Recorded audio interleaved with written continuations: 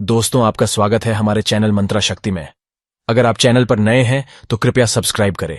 दोस्तों, क्या आप जानते हैं कि आज के टाइम में इंडिया में 169 बिलियनियर्स हैं, जिसमें से 145 बिलियनियर्स सिर्फ और सिर्फ गुजराती लोग हैं। यानी कि अगर वेल्थीस्ट इंडियन की बात की जाए तो इस फील्ड में गुजरातियों ने अपना अलग ही दबदबा बनाया हुआ है, जिससे ये बात तो क्लियर हो जाती है कि गुजराती लोगों को बिजनेस के मामले में कोई भी नहीं हरा सकता।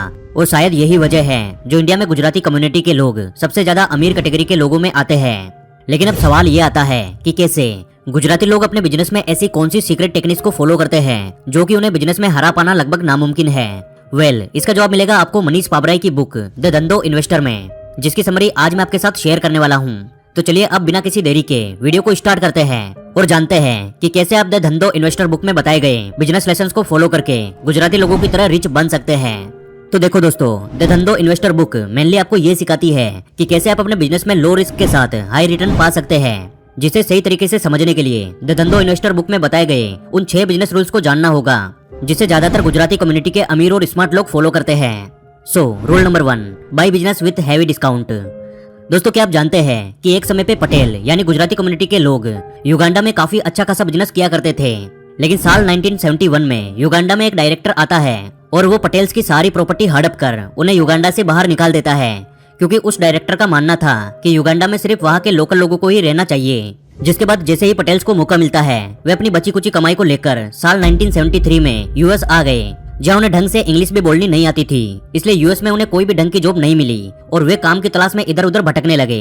At the same time US और अरब के कुछ देशों में चल रहे कॉन्फ्लिक्ट की वजह से यूएस में ऑयल की प्राइस काफी ज्यादा बढ़ गए थे, जिस वजह से आम लोगों ने ट्रेवल करना बंद कर दिया, या फिर यूं बोल दीजिए काफी कम कर दिया। जिसका असर ये हुआ कि उस टाइम पे जितने भी मोटेल्स यानी कि रोड साइड पे जो छोटे होटल्स होते थे, वह विजिटर्स के ना आने की वजह से वे घाटे में जाने लगे और ज्यादातर बंद हो गए। जिसके बाद बैंक्स ने मोटेल्स के ओनर से अपना लोन वसूलने के लिए उनकी जगह को कब्जे में ले लिया और इन्हें 90% लोन पे सेल करने लगे। अब यहाँ पटेल्स को अपने लिए काफी अच्छी अपॉर्चुनिटी नजर आई, क्योंकि पहले तो उनके पास रहने के लिए कोई भी घर नहीं था। वे अपनी फैमिली के साथ इन्हीं होटल्स में रहा करते थे।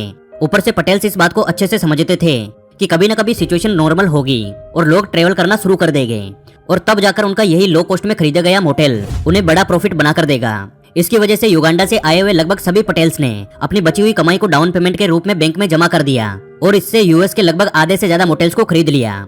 जिसके बाद उन्होंने सबसे पहले उन मोटेल्स के स्टाफ को बाहर निकाल दिया, क्योंकि इतना ज्यादा प्रॉफिट नहीं होता था कि वो स्टाफ को भी सैलरी दे सके। और फिर इनका पूरा परिवार ही एक साथ मिलकर काम करने लगा, उन मोटेल्स को मैनेज करने लगा। पटेल्स का पूरा परिवार साथ मिलकर सब कुछ हैंडल करने लगा। ये लोग खुद मोटेल्स के 1 या 2 रूम में रहते थे और बाकी के सभी रूम्स को अपने बिजनेस यानी कस्टमर के लिए यूज किया करते थे, जिस वजह से मोटेल्स के स्टाफ का कॉस्ट 0 हो गई। इस वजह से पटेल्स बहुत कम पैसों में अपने कस्टमर्स को अच्छी सर्विस देने लगे, जिसका रिजल्ट ये हुआ कि जब यूएस में ऑयल का प्राइस नॉर्मल हो गया, तब लोग ट्रेवल के दौरान सिर्फ पटेल्स की मोटेल्स में ही रुकते थे, क्योंकि 0 स्टाफ कॉस्ट की वजह से इनके मोटेल की रेंटल कॉस्ट बेहद कम हुआ करती थी। और इस तरह से पटेल्स धीरे धीरे करके मोटेल के बिजनेस में इतने ज्यादा ग्रो होते चले गए कि आज यूएस के 53,000 होटल्स एंड मोटेल्स में से 21,000 होटल्स एंड मोटेल्स के मालिक सिर्फ और सिर्फ पटेल्स हैं। तो दोस्तों, द धंधो इन्वेस्टर के इस रूल से हमें ये सीखने को मिलता है कि हमेशा उसी बिजनेस या स्टॉक को खरीदना चाहिए जो हैवी डिस्काउंट या सस्ते में मिले, जिससे आपके लॉस का रिस्क बिल्कुल कम हो जाए। इसके साथ ही गुजराती बिजनेसमैन हमें ये भी सिखाते हैं कि किसी भी बिजनेस या स्टॉक को खरीदने से पहले इस बारे में जरूर से सोचना चाहिए कि उस बिजनेस या स्टॉक का फ्यूचर में स्कोप क्या है। Rule number 2, by existing business. दोस्तों, गुजराती लोगों का सीक्रेटली मानना होता है कि किसी भी नए बिजनेस को शुरू करने में काफी ज्यादा टाइम और एफर्ट लगता है, और फिर इसके बाद भी इस बात की कोई गारंटी नहीं होती कि वो बिजनेस अच्छे से चलेगा या नहीं। इसलिए इससे अच्छा यह है कि हमेशा उस बिजनेस को बाय करो जो पहले से मार्केट में एग्जिस्ट करता है। फॉर एग्जाम्पल, मेट्रो इंडिया नाम की कंपनी ने 2003 में कैश एंड कैरी बिजनेस के फॉर्मेट के साथ इंडिया में ऑपरेट करना शुरू किया था। यह कंपनी अपने नए फॉर्मेट के बावजूद भी मार्केट में धीरे धीरे ग्रो करती चली गई। 2022 आते आते लगभग 3500 एम्प्लॉयज के साथ देश के 21 शहरों में 31 बड़े बड़े स्टोर को ऑपरेट करने लगी। यानी कि कुल मिलाकर ये कंपनी इंडिया में फायदे में चल रही थी। बस फिर क्या था, हमारे गुजराती भाई मिस्टर मुकेश अंबानी जी की नजर इस कंपनी पे पड़ी। मेट्रो एजी के इस इंडियन बिजनेस को 2,849 करोड़ में पूरी तरह से खरीद लिया।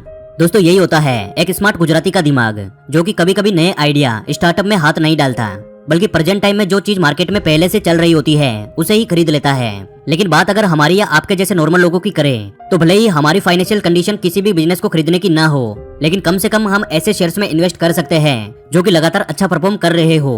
यानी कि अगर इस बिजनेस रूल को समराइज किया जाए तो इसे आप ऐसे समझ सकते हैं कि आपको कभी भी रिस्क लेकर उन शेयर्स में इन्वेस्ट नहीं करना चाहिए जो मार्केट में ज्यादा अच्छा परफॉर्म ना कर रहे हो। Rule number 3, invest in simple businesses. दोस्तों वॉरेन बफेट बोलते हैं कि हमें हमेशा ऐसे बिजनेस में इन्वेस्ट करना चाहिए जिसका रेट ऑफ चेंज बिल्कुल स्लो हो, और द धंधो इन्वेस्टर बुक में इसी रूल का जिक्र किया गया है जिसका इस्तेमाल गुजराती लोग हमेशा से अपने बिजनेस में करते हैं। फॉर एग्जाम्पल, आप टेक कंपनीज को ही ले लीजिए। आज से 10 साल पहले हम सभी लोग ना जाने कौन से एप्लीकेशन का यूज करते थे, लेकिन आज के टाइम में लोग इन सबसे हटकर फेसबुक और इंस्टाग्राम पे शिफ्ट हो चुके हैं, और आगे चलकर इसकी पूरी पॉसिबिलिटीज है कि 10 से 20 साल बाद यानी फ्यूचर में कोई न कोई ऐसी टेक्नोलॉजी आ जाएगी जिससे कि लोग फेसबुक और इंस्टाग्राम से शिफ्ट होकर उस ऐप पे चले जाएंगे। गुजराती लोग ज्यादातर ऐसे बिजनेसेस को ओन करते हैं जिसका ट्रेंड आने वाले 10 से 20 साल में खत्म नहीं होगा, बल्कि इनके बिजनेसेस तो ऐसे होते हैं जिनका फ्यूचर में ट्रेंड और भी ज्यादा बढ़ने वाला है। For example, mister Mukesh Ambani ने अपना business petrochemicals, oil and gas और टेलीकॉम एंड रिटेल के फील्ड में इस कदर फैलाया हुआ है कि फ्यूचर में इन बिजनेसेस की डिमांड और भी ज्यादा बढ़ने वाली है। सो अगर आपको भी अपना बिजनेस शुरू करना है तो आप अपना दिमाग यूज करके हमेशा ऐसे बिजनेस को चुनिए जिसका ट्रेंड आने वाले 10 से 20 साल में खत्म ना हो, बल्कि और भी ज्यादा डिमांड में आए और भी ज्यादा बढ़ता जाए। Rule number 4, by business with मोट। दोस्तों पहले के समय में हमारे देश के राजा महाराजा अपने महल के चारों तरफ गहरी खाई खुदवा देते थे जिससे कि उनका दुश्मन गलती से भी रातों रात उनके महल की दीवार कूदकर अंदर ना आ सके। एंड आज के टाइम में सेम स्ट्रेटजी गुजराती लोग भी अपने बिजनेस में फॉलो करते हैं। ये लोग अपने बिजनेसेस के लिए ऐसे सेक्टर्स को चुनते हैं जहाँ इनके कॉम्पिटिटर के लिए आसानी से वहां तक पहुंच पाना बिल्कुल नामुमकिन होता है। For example, Adani ji airports, roads, water management, data centre, solar manufacturing, oils and foods और माइनिंग जैसे कई बिजनेसेस को ऑपरेट करते हैं जहाँ कोई भी छोटा मोटा बिजनेसमैन आसानी से नहीं पहुंच सकता, क्योंकि इन बिजनेसेस को शुरू करने के लिए गवर्नमेंट से अप्रूवल और ढेर सारे पैसों की जरूरत होती है। रूल नंबर 5, धंधो आर्बिट्रेज। दोस्तों आर्बिट्रेज का मीनिंग होता है किसी प्रोडक्ट को बहुत कम प्राइस पे खरीद कर उसे महंगे में सेल करना। लेकिन दोस्तों इसके लिए आपको टाइम और पैलेस को यूज करना आना चाहिए, जिसमें कि हमारे गुजराती भाई बिल्कुल परफेक्ट होते हैं। फॉर एग्जाम्पल, अगर आप इंडिया से हैं तो आपको अच्छे से मालूम होगा कि इंडिया के लोग पितृपक्ष के टाइम पे गोल्ड नहीं खरीदते, इसलिए इस टाइम पे गोल्ड की प्राइस काफी ज्यादा नीचे चली जाती है। ऐसे में एक स्मार्ट गुजराती का दिमाग यही बोलेगा कि पितृपक्ष के टाइम पे सस्ते में गोल्ड खरीदो, और जब फेस्टिवल या शादियों का सीजन आएगा तब गोल्ड की प्राइस आसमान छूने लगेगी, तब उसे अच्छे खासे प्रॉफिट में बेच दो। अब ये तो हुआ टाइम का फायदा उठाकर धंधो आर्बिट्रेज करना, लेकिन दोस्तों आप पैलेस का फायदा उठाकर भी मस्त धंधा कर सकते हैं। फॉर एग्जाम्पल, इंडिया के सभी लोगों को मालूम है कि दिल्ली के सरोजनी मार्केट में सब कुछ काफी ज्यादा सस्ते में मिलता है, तो अगर आप दिल्ली से बाहर के हो तो आप सरोजनी मार्केट से सस्ते में माल उठाकर उसे अपने शहर में महंगे में बेच सकते हो। हाँ, लेकिन यहाँ भी आपको गुजराती दिमाग लगाना होगा, क्योंकि बिना किसी ब्रांडिंग के कुछ भी महंगे में नहीं बिकने वाला। इसलिए अगर आप अपने बिजनेस को लेकर सीरियस है तो सबसे पहले अपना ब्रांड तैयार करें और फिर उन सस्ते प्रोडक्ट पर अपनी ब्रांडिंग करने के बाद ही उन्हें सेल करें।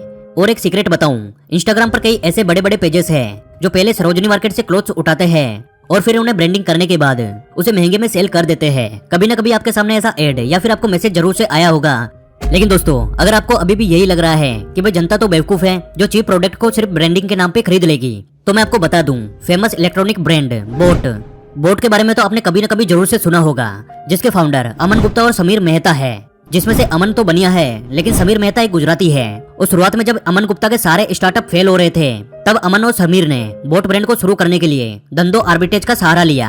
ये लोग लो कॉस्ट में चाइना से प्रोडक्ट को मैन्युफैक्चर करवाते थे और फिर उसकी ब्रांडिंग करके इंडिया में लो प्रॉफिट मार्जिन के साथ सेल कर देते थे, जिससे धीरे धीरे बोट इंडिया में फेमस होता चला गया। और इन लोगों को इस बिजनेस में इतना ज्यादा फायदा हुआ कि आज बोट कंपनी की वैल्यूएशन 2200 करोड़ रुपए तक पहुंच चुकी है।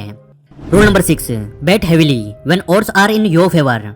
दोस्तों मान लीजिए कि आपके पास 1000 रुपए है और आपको ये बेट लगाने का मौका मिल रहा है कि अगर आप जीते तो आपके पास डबल हो जाएंगे, लेकिन अगर आप हार गए तो आपके सारे पैसे डूब जाएंगे।